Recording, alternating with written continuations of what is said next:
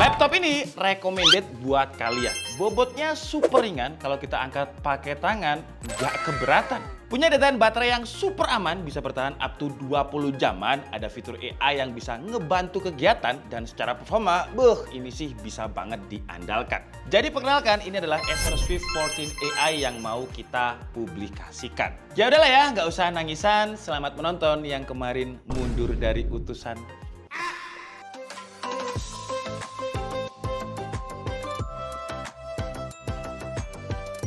Hai Andika, guys di sini. Jadi perkenalkan, ini adalah Acer Swift 14 AI AMD SF1461T. Yang dulu di acara IFA di Berlin sebenarnya saya udah tahu laptopnya. Dan akhirnya sekarang resmi masuk ke Indonesia. Di presentasinya, katanya ini performanya kenceng, bobotnya ringan, baterainya awet, AI-nya nggak gimmick. Banyak lah. Tapi apakah jualannya ketika presentasi di IFA Berlin itu semuanya benar? Kita bahas dulu dari segi desain.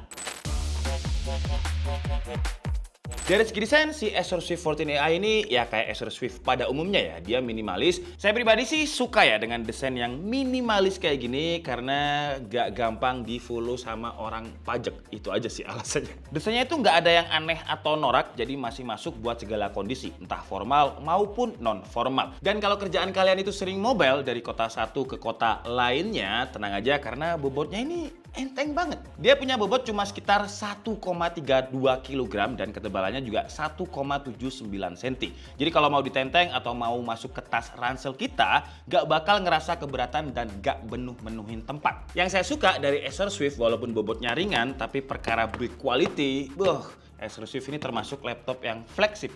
Premium. Gak ada yang namanya area kopong, jadi semuanya udah solid di segala sisi. Dia udah pakai bahan full metal yang secara durabilitas lebih kokoh lah ketimbang plastik, walaupun plastiknya plastik ABS. Untuk finishingnya ini matte, dan ini saya suka banget karena saya adalah tipikal orang yang tangannya cepat banget basah. Nah ini muka saya aja udah basah ya, keringetan ya.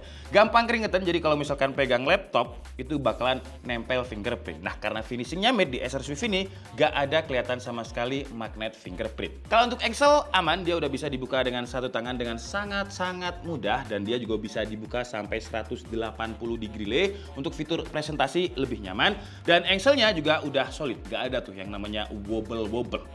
Aman. Lanjut kita bahas input device, kita bahas keyboardnya dulu. Karena kelasnya dia Acer Swift, jadi keyboardnya udah nyaman, kalau buat ngetik gak ada komplain lah.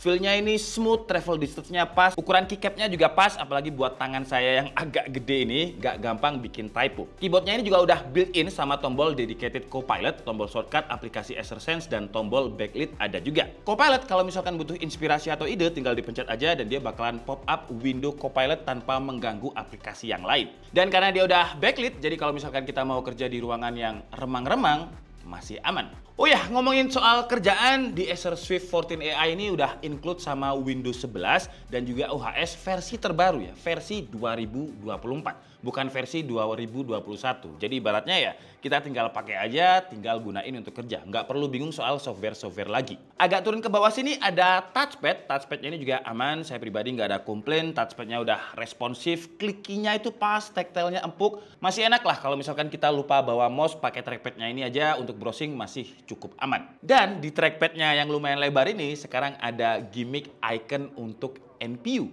Jadi di sini ada icon indikator NPU yang kalau NPU-nya bekerja dia bakal nyala. Yang sebenarnya ini gimmick yang nice to have aja lah. Dan kalau kalian tanya NPU-nya ini bisa apa aja, nanti kita bahas karena lumayan banyak. Lanjut kita bahas layarnya dulu. Layarnya sesuai dengan namanya Acer Swift 14, jadi dimensi layarnya ini 14 inch, 14 inch. Dia pakai panel IPS, resolusinya itu ada di WUXGA atau 1920x1200. Refresh rate-nya sayangnya masih di 60 Hz. Kalau kita lihat harganya nanti aja ya. Seharusnya sih kalau kita ngomongin refresh rate, ya harusnya 90 lah minimal, atau kalau lebih bagus lagi bisa 120 Hz. Dan layarnya ini udah touchscreen ya. Touchscreen-nya ini ada fitur anti glare, jarang-jarang loh ada touchscreen yang pakai anti glare. Jadi efek anti glare-nya ini nggak cuma buat ngeredam pantulan cahaya dari luar, efek lainnya anti glare ini kayak bisa bikin layarnya lebih pas aja. Kalau yang bukan anti glare itu kan kadang kayak terlalu licin ya. Ini kayak smooth-nya itu smooth yang pas gitu. Ibaratnya kalau main karambol ya tepungnya itu pas, nggak kebanyakan. Kalau untuk kualitas gambarnya juga udah lumayan tajam. Saya juga nggak ada komplain dari sisi layar, cuman komplain refreshernya tadi. Jadi mau buat kerja, main game, ataupun entertainment nonton film, atau bahkan editing pun layarnya juga udah oke. Karena pas kita tes pakai device pengetesan kita dapat hasil color gamut itu sRGB-nya hampir 100%. Dengan skornya itu di 97%, Adobe RGB 73%, P3-nya ada di 73% dengan NTSC 68%. Nah, kalau kita ngomongin brightness-nya ini juga lumayan tinggi ya. Brightness-nya itu ada di 400 nits, typical nits-nya.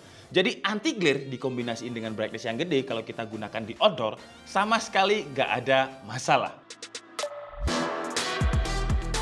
Lanjut, sekarang kita bahas spesifikasi dan juga performanya. Nah, untuk prosesornya ini dia pakai prosesor terbarunya AMD yang namanya AMD Ryzen 9 AI 365 prosesor. Prosesor ini basic arsitekturnya di Zen 5, dia punya 10 core dengan 12 threads, dan untuk performa NPU-nya up to 50 TOPS. Jadi sudah memenuhi syarat minimal dari Copilot plus PC. Makanya ada dedicated tombol untuk Copilot. Selain itu, yang saya suka dari prosesor ini, dia punya eGPU. eGPU-nya ini bukan kelas yang eGPU standar lah. Ini eGPU tapi rasa dedicated GPU. Namanya AMD Radeon 880M yang punya fitur menurut saya sakti sih. Jadi dia ada fitur yang namanya VGM atau Variable Graphics Memory yang bisa nambah FPS ketika main game. Cara kerjanya, dia bakal minjem memori dari RAM yang bakal dijadiin dedicated memory di Radeon 880M-nya. Dan di driver AMD Adrenalin yang terbaru, setupnya juga mudah. Kalau dulu kan masih harus masuk ke BIOS, dan itu pun juga laptop tertentu, sekarang nggak perlu. Kita bisa pilih RAM-nya sampai 24 GB. Kalau dulu kan mentoknya di 512 MB atau 2 GB ya. Nah, itu kurang. Nanti kita bakalan tes main game pakai VGM dan non VGM. Jadi kita bisa tahu gimana selisih performanya. Apalagi ya, si Acer Swift ini untuk memori RAM-nya udah kayak memori RAM-nya laptop gaming. 32 GB, bukan lagi 16 GB. 32 GB dengan LPDDR5X yang speednya itu 7500. Gokil, ini kenceng. Storage-nya juga kenceng. Storage-nya itu 1 TB NVMe Gen 4 yang speednya ketika kita tes itu di 6000-an Mbps. Oke lah, sekarang saatnya kita tes performanya apakah beneran kenceng. Kita coba dulu di Cinebench R15 single core dengan skenario rata kanan, jadi laptopnya kondisi dicas dan best performance. Hasilnya untuk single core dia dapatnya di 303, multi core-nya bisa stabil di kisaran 2700 sampai 2800 poin. Dan kalau kita lihat suhu temperaturnya ya wajar ya, Cinebench dia spike di 95, kadang juga 100 derajat Celcius. Tapi yang menarik kalau kita lihat CPU package powernya, watt-nya ini bisa tembus sampai 55. Tes kedua, kita coba kalau misalkan tanpa dicas apakah ada penurunan performa? Jawabannya ada, tapi minim banget. Dengan single core-nya itu di R15 dapat 280 dan multi core-nya masih bisa stabil di kisaran 2500 poin. Dan kalau kita lihat suhu temperaturnya memang dia lebih dingin ketimbang yang skenario rata kanan tadi, dan untuk CPU package power-nya, watt-nya ya spek-speknya atau stabilnya itu di kisaran 45 watt. Lebih rendah daya ketimbang dicas tadi. Lanjut, kita coba untuk editing seperti biasa Adobe Premiere Pro dengan template yang memang biasanya kita pakai, kita ekspor dulu ke 4K. Dan hasilnya dia mampu merender dengan durasi waktu 3 menit 28 detik. Gokil ya, untuk laptop tipis ini lumayan kenceng loh. Dan yang menarik kalau kita ekspor ke Full HD, selisihnya nggak banyak dengan 3 menit 11 detik. Jadi mending ke render ke 4K aja. Terus kalau mau digunakan untuk rendering 3D pakai Blender dengan template BMW seperti biasanya, CPU render dia selesai dalam waktu 2 menit 21 detik. Dan untuk GPU, karena GPU-nya ini eGPU yang istilahnya numpang sama CPU, jadi mirip-mirip hasilnya di 2 menit 21 detik. Cuman yang menarik kalau kita lihat chartnya ini ketika rendering Adobe Premiere Pro 4K, suhunya itu stabil di kisaran 85 derajat Celcius, gak setinggi ketika stress test Cinebench tadi, dan powernya cuma butuh sekitar 45 watt. Di CPU render, Blender memang dia stabil di 100 derajat Celcius, tapi kalau kita lihat CPU package powernya juga awalnya itu bisa sampai 70 watt, terus kemudian dibanting lagi di 45 watt. Ya standar biasa sih, hampir semua laptop kalau misalkan pakai CPU render Blender, yaitu memang di sekitaran 100 derajat Celcius untuk suhu temperaturnya. Dan yang perlu di note, 100 derajat Celcius di prosesor AMD yang sekarang itu masih aman karena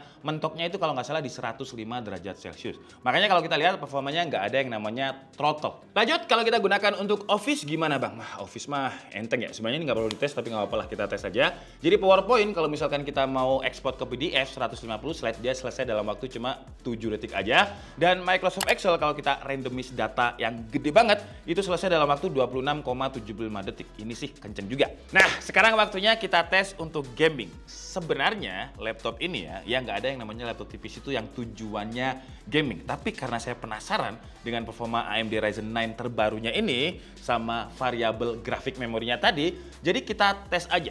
Untuk game-game yang casual kita coba di game Dota 2 dengan grafik fastest. Resolusinya ada di Full HD dan hasilnya aman jaya. Average FPS ada di 105, maksimumnya bisa tembus 120, drop-dropnya cuma di 98. Genshin Impact resolusi Full HD aman juga. Average FPS ada di 60, dropnya cuma di 58. Apex Legends dengan settingan yang sama, average FPS bisa dapat 44, maksimumnya 60, dropnya cuma di 41 FPS. Nah sekarang kita cobain game yang support sama AFMF dan juga VGM-nya AMD. Karena kata AMD kalau kita aktifkan VGM, performa FPS-nya bisa nambah. Kita coba di game Black Myth Wukong dan juga Cyberpunk. Di game Black Myth Wukong, kalau kita matikan fitur VGM-nya atau Smart Access Memory-nya, hasil benchmark-nya itu dia dapat 41 FPS. Dan hasilnya kalau kita aktifin fitur VGM-nya yang pilihannya itu High, FPS-nya jadi nambah. Dari awalnya 41 FPS, sekarang jadi 54 FPS. Game Cyberpunk, average-nya dia bisa di 40-an FPS. Dan hasilnya, kalau kita pakai VGM dengan settingan high juga,